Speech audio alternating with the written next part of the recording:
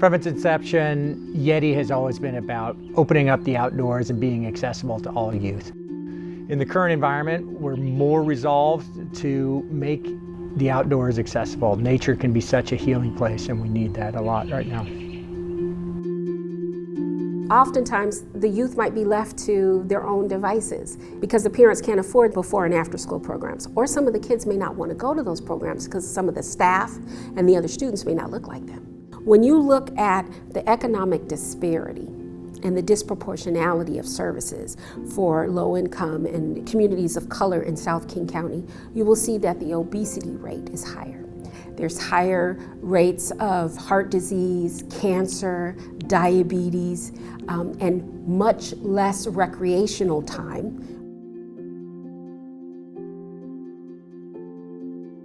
I think all kids need to learn to be kids. And the best way to learn to be a kid is to go outside. And nowadays, outside, you got 17 neighbors, they're all on top of each other, you don't have a yard. So Y.E.T.I is awesome because kids are getting out. They're getting positive encouragement. They're getting to learn about how resilient and amazing they are, and that they have skills that are beyond their situation. Well, some of these youth don't know about their potential and how great something is because they've never been exposed to anything outside of their environment, and because they're struggling each day, that's all they ever see. Another tenet of Y.E.T.I is that we provide a challenge to youth so that they can discover other aspects of themselves they may not have known existed. So being in the wilderness, you get an opportunity to overcome obstacles that you normally don't come across. With Y.E.T.I, we went out on a hike. They all really had a good time, and coming back down, they were like, it wasn't so bad. So it was really a good opportunity for them to try something that sounds a lot scarier than it really is. So I think being able to take them out and go camping and hiking, it gives them a different outlook on what the world looks like. Isn't our job to give back and to expose somebody else? Is it just enough for one to make it?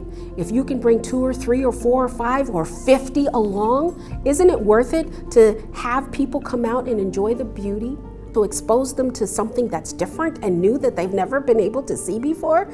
It's sort of like your first job. If someone hadn't opened the door and hired you, would you be where you are now? Why can't you extend that to someone else? Y.E.T.I's been operating since 2009, and we're committed to diversifying our leadership to better reflect our participants. I like Y.E.T.I and I think it's a great program, but I would love to see more diversity in the program. The way we're gonna pull more kids in is to have more people that look like them. These are the communities that will be the majority in the future. These are the communities where our future leaders are coming from. So the question is, what are we doing to build their capacity? We have to preserve these parks, these recreational places, and we have to increase the equitable access for those communities who don't have it, because they are our tomorrow.